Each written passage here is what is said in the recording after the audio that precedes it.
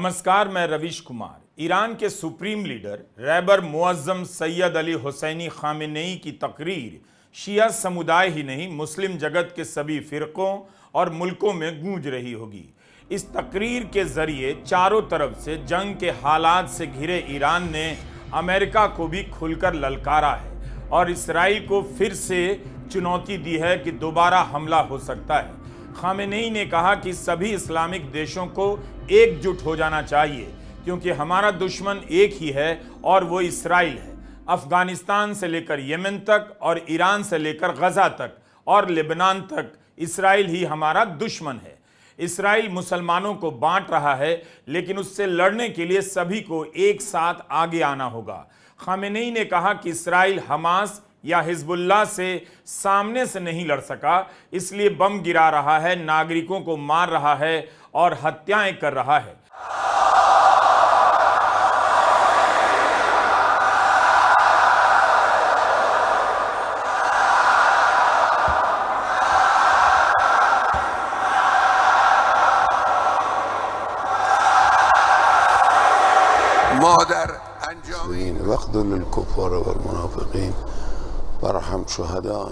Tehran के इमाम खुमैनी मुसल्ला में जमा लोगों का जुनून यह बता रहा है कि ईरान की जनता इसराइल से जंग के लिए तैयार है। मुसल्ला नमाज पढ़ने की जगह को कहते हैं। क्या इस तरह से नेतन्याहू पब्लिक के बीच आकर अपना समर्थन जाहिर कर सकते हैं, जैसा आज खामेनेई ने किया? ईरान की न्यूज एजेंसी ने ड्रोन कैमरे से ऊपर से दिखाया ताकि अंदाजा मिल सके कि खामेनेई का ईरान की जनता में कितना प्रभाव है और जनता उनके साथ है। आज बहुत बड़ी संख्या में लोग नमाज के लिए आए थे। 5 साल में पहली बार अयातुल्लाह खामेनेई ने जुमे की नमाज में खुतबा दिया है। 1985 में जब खुतबा दे रहे थे तभी सुसाइड बॉम्बर ने उन पर हमला कर दिया। केवल 3 मिनट के लिए रुके और उसके बाद खुतबा देने लगे। 85 साल की उम्र में खामेनेई ने सबके सामने आकर उस पुरानी याद को भी जिंदा कर दिया। ईरान की तरफ से इस वीडियो का प्रसार पूरी मुस्तैदी के साथ किया जा रहा है। जाहिर है वो अपने समर्थकों में उत्साह पैदा करना चाहता है कि रहबर मुअज्जम सैयद अली हुसैनी खामेनेई कहीं छिपने नहीं गए हैं। 85 साल की उम्र में बाहर आकर खामेनेई ने उन खबरों को नकार दिया जिनमें बताया जा रहा था कि इसराइल के हमले से बचने के लिए उन्हें सुरक्षित जगह पर छिपा दिया गया है। यह एक तरह से चुनौती भी है कि हम किसी से नहीं डरते, जान की परवाह भी नहीं करते। 2020 में जब ईरान के सेनाध्यक्ष कासिम सुलेमानी को अमेरिका ने बगदाद में ड्रोन से मारा था, उस समय रहबर मुअज्जम सैयद अली हुसैनी खामेनेई ने जनाजे की नमाज पढ़ाई। उसके बाद हिजबुल्लाह के सबसे बड़े सैनिक कमांडर हसन नसरल्लाह के लिए प्रार्थना सभा को संबोधित किया, खुतबा दिया। दोनों ही मौकों पर खामेनेई की सार्वजनिक उपस्थिति ईरान और लेबनान के लिए काफी महत्व रखती है। 1 अक्टूबर को ईरान ने इसराइल पर मिसाइलें दागी। उसके बाद से ईरान शांत नजर आ रहा था, लेकिन आज ईरान के तेवर आक्रामक हो गए। खामेनेई का संबोधन फारसी में था। ईरान के सुप्रीम लीडर ने कहा कि अगर जरूरत पड़ी तो ईरान फिर से हमला करेगा। इसराइल ने जो किया है उसके लिए बहुत मामूली सजा दी गई है। एक तरह से खामेनेई ने अपने हमले के फैसले का बचाव किया। तेहरान की इस भव्य मस्जिद में जमा लोगों को संबोधित करते हुए खामेनेई ने कहा कि इस इलाके की सबसे बड़ी समस्या है विदेशी ताकतों का हस्तक्षेप। इस इलाके के पिछड़ेपन का जिम्मेदार इसराइल है। जो देश कहते हैं शांति लानी है, वही इस इलाके में सबसे बड़ी समस्या है। खामेनेई ने यह भी कहा कि इसराइल अमेरिका के समर्थन के दम पर जिंदा है और यह भी ज्यादा देर तक नहीं चलने वाला। इसराइल को बार बार ज़ायनिस्ट कहते रहे। अमेरिका इन इलाकों में सरकारें पलटकर यहाँ की संसाधनों पर कब्जा जमाना चाहता है। ईरान जल्दी में भी नहीं है, ना ढीला पड़ गया है। समय आने पर राजनीतिक और सैनिक नेतृत्व मिलकर तय करेंगे कि क्या करना है। खामेनेई ने इससे पहले अपने कई ट्वीट में इसराइल को बार बार ज़ायनिस्ट लिखा है। वे धर्म का रूप देते रहते हैं। ईरान के राष्ट्रपति पेजेश्कियां ने कहा कि अंतर्राष्ट्रीय समुदाय यह नहीं भूलेगा कि इस आतंकवादी हमले का आदेश न्यूयॉर्क से जारी किया गया। अमेरिका ज़ायनिस्टों के साथ सहयोग करने से खुद को आज़ाद नहीं कर पाता है। एक साल से मध्य पूर्व के देशों में जंग के हालात हैं, लेकिन पहली बार जनता के बीच जाकर किसी ने इस्राइल को ललकारा है। यह घटना अरब देशों को भीतर से बेचैन करेगी। वो इसका अंदाजा लगाएंगे कि उनकी जनता किस हद तक ईरान के प्रभाव में आ सकती है। वैसे गजा युद्ध के समय अरब देशों में कई जगहों पर इस्राइल के खिलाफ और फिलिस्तीन के समर्थन में बड़े बड़े प्रदर्शन तो हुए, लेकिन जल्दी ही शांत हो गए। ईरान लगातार कोशिश कर रहा है कि वह बाकी मुस्लिम देशों को एकजुट करे और ईरान के साथ सभी आ जाएं। ऐसा होना फिलहाल मुश्किल लगता है। रॉयटर्स में सूत्रों के हवाले से खबर छपी है कि दोहा में हुई बैठक में अरब देशों ने ईरान को आश्वासन दिया वह इस युद्ध में किसी का पक्ष नहीं लेंगे। ईरान ने कहा था कि अगर इस्राएली समर्थकों ने किसी भी तरह इस युद्ध में दखल देने की कोशिश की तो उन्हें निशाना बनाया जाएगा। इस्राएल ने किसी अरब देश का नाम नहीं लिया। कतर की बैठक के बाद कतर, ईरान, संयुक्त अरब अमीरात, कुवैत और सऊदी अरब के विदेश मंत्रालयों ने रॉयटर्स को कोई बयान या प्रतिक्रिया नहीं दी। क्या वाकई खाड़ी के देश अमेरिका को अपनी जमीन का इस्तेमाल नहीं करने देंगे? यह कोई मजाक हो सकता है या इसमें गंभीरता भी है? खामेनेई के संबोधन के बाद से इलाके में तनाव और तेवर गर्म हो जाएंगे। अभी इसी का अनुमान लगाया जा रहा है कि इस्राइल क्या कदम उठाएगा। ईरान ने कह दिया जरूरत पड़ी तो दोबारा हमला होगा। उधर इस्राइल ने जरूर गजा और लेबनान में भयंकर बमबारी शुरू कर दी है, लेकिन ईरान की तरफ अपना रुख नहीं किया है। हम आज के वीडियो में लेबनान और इस्राइल के युद्ध के बारे में भी बात करना चाहते हैं, लेकिन इससे पहले उस पत्र के बारे में जिक्र जरूरी है जिसकी चर्चा बम और बंदूक से पहले होनी चाहिए। अमेरिका के 99 डॉक्टर, इनमें सर्जन भी हैं, नर्स भी हैं, हेल्थ वर्कर भी हैं, इन सभी ने अपने राष्ट्रपति बाइडन और उपराष्ट्रपति कमला हैरिस को एक पत्र लिखा है। इसी दौर में जब गजा से लेकर लेबनान में लाखों लोग बमबारी में मार दिए गए, विस्थापित हो गए, नेता अपने अपने देशों में युद्ध रोकने की झूठी मार्केटिंग करते रहे, अमेरिका के नेता इस्राइल के साथ दोस्ती निभाते रहे, उसी अमेरिका से 99 डॉक्टरों ने नैतिकता की वो मिसाल पेश की है जिसकी कल्पना केवल गांधी के यहाँ मिल सकती है। अखबार के अखबार बमबारी और तबाही की खबरों से भरे हैं, इस्राइल की शक्ति का महिमा मंडन कर रहे हैं, मगर उन सभी को 99 डॉक्टरों का यह पत्र छोटा कर देता है। ये वो डॉक्टर हैं, हेल्थ प्रोफेशनल हैं, जिन्होंने गजा में युद्ध के दौरान काम किया, वहां की तबाही अपने आंखों से देखी है, युद्ध के बीच वहां के लोगों को इलाज देने की कोशिश की और इनके साथी भी मारे गए। इन डॉक्टरों ने लिखा है गजा में पागलपन तुरंत बंद होना चाहिए। नेताओं में नैतिकता नहीं बची है, लेकिन जनता में बची है। तभी जनता के बीच से यह पत्र निकला और अलग अलग देशों में जनता ने इस्राइल के खिलाफ प्रदर्शन किया। पत्र लिखने वाले डॉक्टरों ने कहा है कि वे सभी धर्मों और नस्लों के लोग हैं। उन्होंने 254 सप्ताह तक गजा में वॉलंटियर के रूप में काम किया है और जो देखा है अब देखा नहीं जाता। पत्र बहुत लंबा है, एक एक शब्द पढ़ने लायक है, लेकिन हम इसका सार पेश कर रहे हैं। इसमें डॉक्टरों ने लिखा है कि गजा में तबाही जितनी समझी जा रही है उससे भी ज्यादा है। हमारे अनुसार 1.25 लाख से अधिक लोग मारे गए हैं। यहाँ की आबादी का 5.5% से ज्यादा मिट गया है। गजा में तुरंत युद्ध विराम होना चाहिए और इस्राइल से लेकर फिलिस्तीन में सक्रिय तमाम हथियारबंद गुटों को हथियारों की सप्लाई पर प्रतिबंध लगना चाहिए। हमारे भेजे गए बमों से हजारों की संख्या में बच्चे और महिलाएं मारे जा रहे हैं। गजा बीमार है, गजा घायल है, गजा भूखमरी का शिकार है।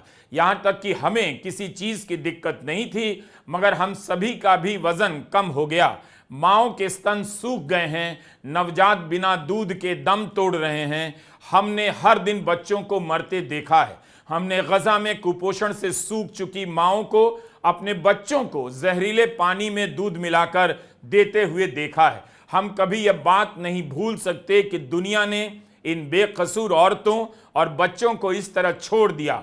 हमने गजा में जो देखा है, राष्ट्रपति बाइडन और उपराष्ट्रपति हैरिस, काश आप देख पाते। हमारे ही हथियारों से बच्चे मारे जा रहे हैं। माएं हमसे गिड़गिड़ा रही थीं, काश आप उनकी चीखें सुन पाते। हम नेता नहीं हैं, हमारे पास सभी सवालों के जवाब भी नहीं हैं, हम बस डॉक्टर हैं, हेल्थ वर्कर हैं। हमने गजा में जो देखा उस पर चुप नहीं रह सकते। हर दिन हमने इस्राइल को हथियार दिया, बम दिया, और उन्हीं बम से महिलाएं और बच्चे मारे जा रहे हैं। राष्ट्रपति बाइडन और उपराष्ट्रपति हैरिस, हम आपसे मांग करते हैं कि इस पागलपन को तुरंत रोक दीजिए। सच्चाई यह भी है कि बाइडन इस्राइल को नहीं रोक सकते, अमेरिका नहीं रोक सकता, सब इसमें शामिल हैं। सरकारों के पास बम होता है, नागरिकों के पास नैतिक बल होता है। उसी अमेरिका के 99 डॉक्टर पत्र लिखते हैं, कहते हैं अमेरिका के हथियारों से बच्चे मारे जा रहे हैं, उनसे देखा नहीं जा रहा। यह होता है किरदार। इसका गजा और अमेरिका से लेना देना नहीं, मगर विश्वगुरु भारत के कानपुर में राजीव कुमार दुबे और रश्मि दुबे एक क्लिनिक खोलते हैं, दावा करते हैं कि इस्राइल से एक मशीन लेकर आए हैं जिससे 60 साल वाले को 25 साल का बना दिया जाएगा। इस दुबे टोला ने मिलकर कानपुर वालों के 35 करोड़ रुपए ठग लिए, और लोगों की मूर्खता देखिए, आराम से ठगे गए। अमेरिका के 99 डॉक्टर इस्राइल को किस नजर से देख रहे हैं, कानपुर के 2 दुबे इस्राइल के नाम पर किस तरह से ठगी कर रहे हैं। बाइडन के पास नैतिक शक्ति तो नहीं है, यह सबको पता है। क्या इस पत्र के बाद बाइडन के पास सामरिक शक्ति भी है कि इस्राइल को रोक दें, हथियारों की सप्लाई बंद कर दें? बाइडन के बयानों का अब कोई भी मतलब नहीं। इस वक्त यही लगता है कि इस्राइल अमेरिका को हांके जा रहा है। उसने अमेरिका को गोदाम बना दिया है, जब चाहता है, जितना चाहता है वहां से हथियार और बम निकाल लेता है। बाइडन ने कहा कि उन्हें नहीं लगता कोई बड़ा युद्ध होगा, ऐसी संभावना को रोका जा सकता है। ये वो बाइडन हैं जिनसे 1 साल में गजा में कुछ भी नहीं रुका है। उधर लेबनान में तबाही जारी है। लेबनान के लोग न जाने कितनी बार विस्थापित होते रहेंगे। वहां भयंकर तबाही है। बच्चों के लिए काम करने वाली संस्था यूनिसेफ ने तुरंत युद्ध विराम की मांग की है। कहा है कि सितंबर 2024 से अभी तक 1600 लोग मारे गए, जिनमें 104 बच्चे हैं। अल जजीरा ने रिपोर्ट किया है कि पिछले 6 हफ्ते में लेबनान में 690 बच्चे घायल हुए हैं। इनके शरीर पर धातु के नुकीले शार्पनल से हुए गहरे घाव हैं, और बम के धमाकों से कई बच्चों की सुनने की शक्ति चली गई है। कितने ही बच्चों को भयानक सपने आते हैं, या ऐसे फ्लैशबैक्स जिनमें उन्हें बम धमाकों की छवियां दिखाई देती हैं। यूनिसेफ ने कहा है कि किसी भी बच्चे को ऐसी परिस्थितियों का सामना नहीं करना चाहिए, फौरन रोका जाना चाहिए। 20 सितंबर से ही इस्राइल लेबनान पर हमला कर रहा है। 27 सितंबर को हिजबुल्लाह के कमांडर हसन नसरल्लाह की हत्या के बाद उसका हमला और तेज हो गया।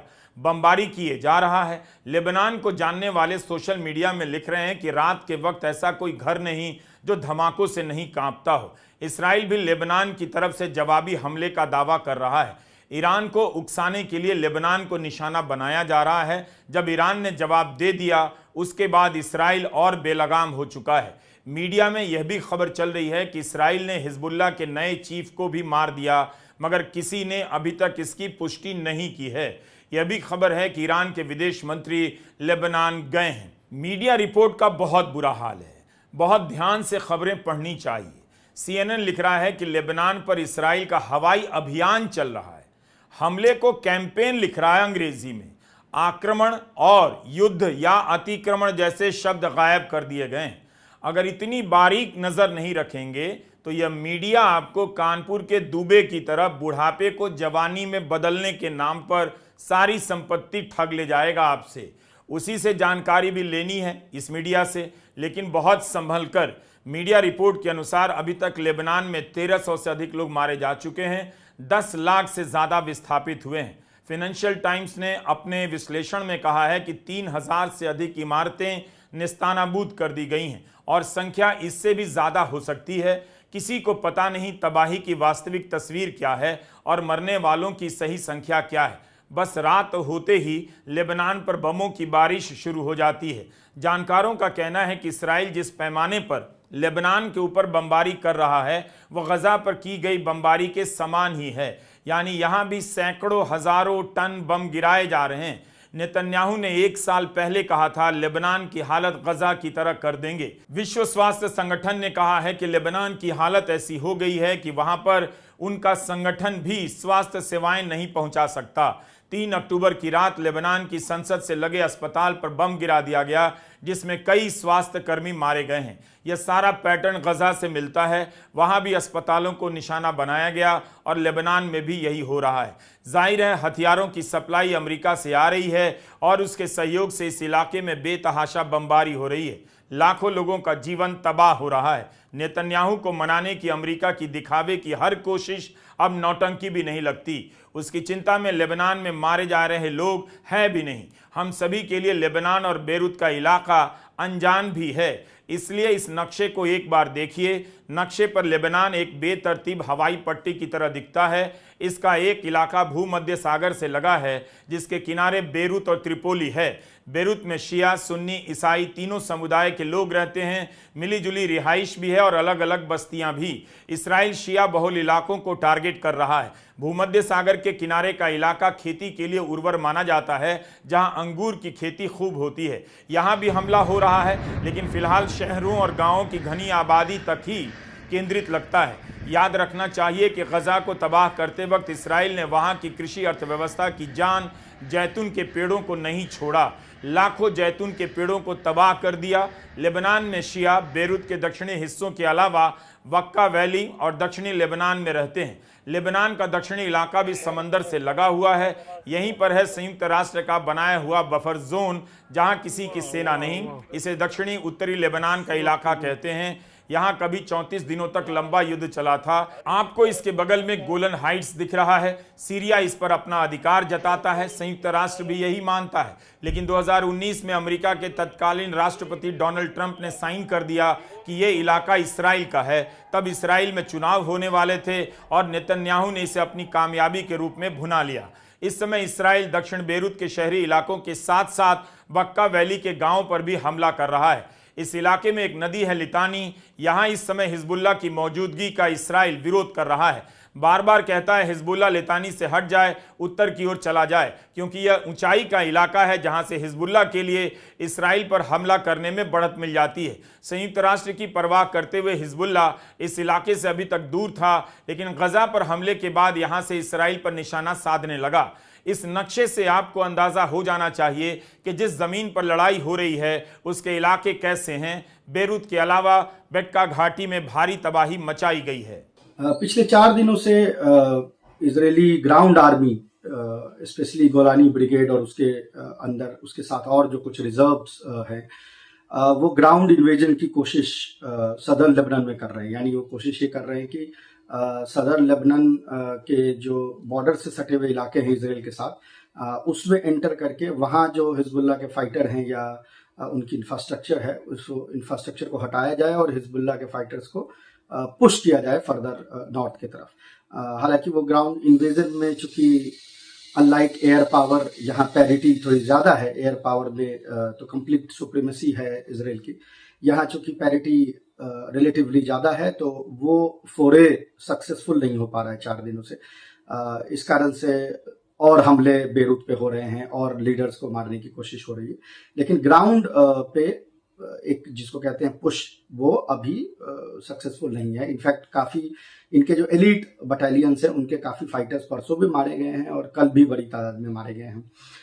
आइडिया ये है नेतन्याहू का कि इनको अगर पीछे हम पुश कर देते हैं और वहाँ एक हाई ग्राउंड का इलाका है जिसके ऑल्टीट्यूड ज़्यादा है, तो अगर उस पर कब्जा हो जाए इसराइल का, तो वो पूरे एरिया पे यानी एक फायर डोमिनेंस की कोशिश कर सकता है और उसके बाद उसको यूज़ कर सकता है नेगोशिएशन के लिए। हिजबुल्लाह भी चूँकि उसकी ये कोशिश है कि इनको ट्रैप करे, यानी इनको जितना अंदर आ सकते हैं आने दे और उसके बाद कोशिश करे कि पहले तो जो उनके सैनिक इकट्ठे हो रहे हैं, यानी जो मेटुला सेटलमेंट है इसराइल के अंदर में, वहाँ जो सैनिक जब इकट्ठे होते हैं अटैक करने के लिए, तो उसको वो टारगेट करता है और फिर जब अटैक की कोशिश होती है तो फिर वहाँ जाके उसको रोकने की कोशिश करता है। तो ये टू एंड फ्रो 3-4 दिनों से चल रहा है अभी फिलहाल सदर्न लेबनान के आसपास जो बॉर्डर है इसराइल का, वहाँ पे। तो मिलिटरीली अभी वहाँ पे ये स्थिति है, दोनों तरफ की फोर्सेस फाइट कर रही हैं ग्राउंड पे। लार्ज स्केल फोरे अभी तक हुआ नहीं है। स्पेशल फोर्सेस ज़्यादा लड़ रही हैं दोनों के तरफ से। एक दो टैंक्स जो अंदर आए हैं उनको या तो मार दिया गया है या वो लेके उसको वापस जाना पड़ा है। तो इजरायली जो अटैक है वो क्लोज एयर सपोर्ट के साथ होता है। जाहिर है उसमें गनशिप्स होते हैं और ड्रोन्स होते हैं, तमाम चीज़ों के साथ वो अटैक किया जाता है। वो ये सारी जो चीज़ें हिजबुल्लाह के पास नहीं है, लेकिन ऑफ कोर्स उनके जो स्पेशल फोर्सेज हैं वो भी वेल ट्रेंड हैं। तो ये फाइट अभी 3-4 दिनों से वहाँ पे चल रही है। जो फील्ड का कमांड है वो इंटैक्ट है।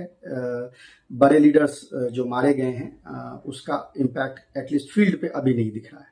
जमीन पर इजराइल कुछ नहीं कर पाता तो आसमान में जाकर झुंझलाता है और बम गिराता है। जमीनी युद्ध अभी भी सीमित स्तर पर है, लेकिन हवाई हमला व्यापक हो चुका है और भयावह भी। यह सब इसलिए भी जानना चाहिए कि आज आप किसी भी देश के हुक्मरान पर आंखें मूंद कर भरोसा नहीं कर सकते, ना करना चाहिए। कहीं की भी आम आवाम घास फूस की तरह जंग में झोंक दी जा रही है, इसलिए जानिए, सतर्क रहिए। केवल फोटो में हाथ मिलाते नेताओं को देखकर सीना मत तानिए। इस तरह के फोटो का अगर शौक है तो किराए पर खुद ही सूट लेकर पहन लीजिए, हाथ मिलाते हुए फोटो खिंचवा लीजिए। लेकिन जानिए कि दुनिया में क्या हो रहा है। यही सब दूसरी जगहों पर भी अमल में लाया जाता है। आज का दौर मीडिया का है, लेकिन लेबनान को लेकर कितनी कम खबरें हैं।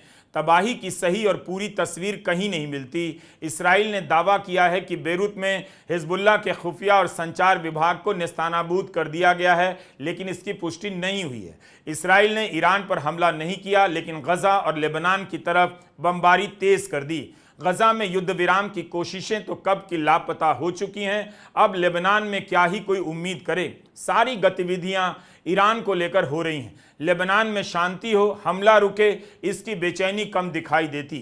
द कन्वर्सेशन एक पत्रिका है जिसमें लाइडन यूनिवर्सिटी की प्रोफेसर वनेसा न्यूबी ने इसराइल और लेबनान के हमले पर एक लंबा लेख लिखा है, पूरा इतिहास बताया है। बताती हैं कि इसराइल लेबनान में 6 बार हमला कर चुका है, लेकिन कब्जा जमाने की उसकी कोशिशें कभी सफल नहीं हुई। न्यूबी लिखती हैं कि 1978 में दक्षिण लेबनान की बिगड़ती स्थिति को काबू करने के लिए संयुक्त राष्ट्र ने एक शांति सेना बनाई, यूनिफिल। इस शांति सेना का काम ही था लिटानी नदी के दक्षिण से इस्राएली सेना पीछे हटे और लेबनान की सरकार की सहायता कर शांति कायम हो। 1978 में इस्राएली सेना ने युद्ध विराम पर हस्ताक्षर कर दिया और उसके बाद यूनिफिल की टुकड़ियां दक्षिणी लेबनान में आ गई। इस समझौते के अनुसार इस्राएल को यह इलाका यूनिफिल के हवाले करना था, लेकिन आईडीएफ मुकर गया। पूरा क्षेत्र खाली करने की जगह एक जोन ऑफ सिक्योरिटी बनाया गया और जिसकी देखरेख उन्होंने साउथ लेबनान आर्मी नाम के एक स्थानीय गुट को सौंप दी। इस तरह से अलग अलग तरह की सेना की मौजूदगी में दक्षिणी लेबनान में तनावपूर्ण माहौल पनपता रहा। 1982 में इसराइल ने यूनिफिल से नाखुश होकर लेबनान पर हमला कर दिया और उसकी सेना बेरूत तक पहुंच गई। 1 साल बाद लेबनानी गुरिल्ला हमलों ने इसराइल को अवाली नदी के दक्षिण में खदेड़ दिया। 1984 में हिजबुल्लाह का जन्म होता है, 1990 में तैफ समझौता होता है और 1975 से चल रहा गृह युद्ध समाप्त होता है। गृह युद्ध के कारण कमजोर हो चुकी लेबनान आर्म्ड फोर्सेज फिर से संभलने लग जाती है, लेकिन लेबनान की सरकार इतनी मजबूत नहीं थी कि दक्षिणी लेबनान पर अधिकार कायम कर सके। तो 1990 से 2000 के बीच इस्राएली सेना लिटानी नदी के दक्षिण से हिजबुल्लाह को खदेड़ने के लिए 2 बार हमला करती है। हिजबुल्लाह के गुरुल्लों ने दोनों बार इसराइल की कोशिश को नाकाम कर दिया। इसराइल को जान माल का भारी नुकसान हुआ। साल 2000 के मई में इस्राएली डिफेंस फोर्स दक्षिण लेबनान से पूरी तरह पीछे हट गई। संयुक्त राष्ट्र ने दोनों देशों के बीच एक नई सीमा रेखा बना दी जिसे ब्लू लाइन कहते हैं। इसे हिजबुल्लाह की बड़ी कामयाबी मानी गई। हिजबुल्लाह कहने लगा उसने दक्षिणी लेबनान को आज़ाद कराया है, मगर इसके बाद भी शांति स्थायी रूप से कायम नहीं हुई। 2000 में आईडीएफ के पीछे हटने के बाद हिजबुल्लाह लेबनान की वास्तविक राजनीतिक सैनिक शक्ति के रूप में स्थापित हो गया। छोटे मोटे हमले और लड़ाइयां जारी रहीं। 2006 में 34 दिनों का यहां भयंकर युद्ध हुआ। तो इस तरह से यह इलाका अशांत रहा, कमजोर हमेशा रहा और गरीबी भी हमेशा रही। शायद इसराइल को लगा कि कमजोर की जमीन हथिया लेते हैं, लेकिन आज तक हथिया नहीं सका। यहाँ लड़ने वालों की स्थिति समझिए, किस हालात में अपनी जमीन की रक्षा करते होंगे। इलाके के बचाने और कब्जा जमाने की निरंतर लड़ाई ने सेना के चरित्र को बदल दिया और तरह तरह के सैनिक और छापामार संगठन बनने लगे।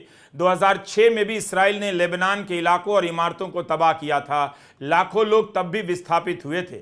लेबनान और इसराइल में कोई कूटनीतिक संबंध नहीं है, इसलिए सारी बातचीत IDF और LAF लेबनीज आर्म्ड फोर्स के बीच यूनिफिल के माध्यम से होती है।